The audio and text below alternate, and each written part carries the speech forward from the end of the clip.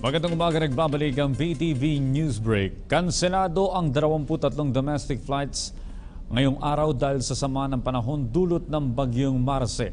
Sa abiso ng Cebu Pacific, kanselado ang 13 biyahe ng Cemgo.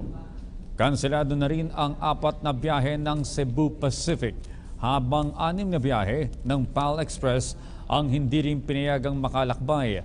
Ang mga apektadong pasahero ay pinapayuhan na iparebook ang kanilang flight sa loob ng 30 araw mula sa orihinal na departure date o di kaya ay i-refund ang kanilang pamasahe.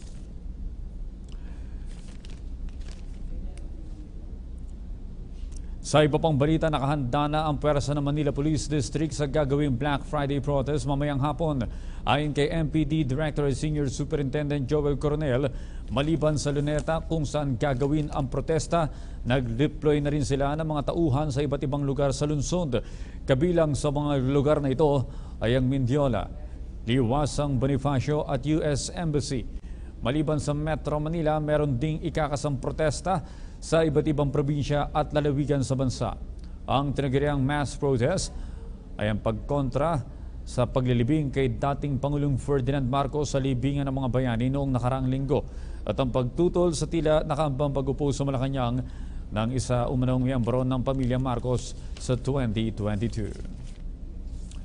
At yan po naman ang aming mga nakalap na balita at impormasyon para sa PTV Newsbreak. Ako po si Audrey Goriseta.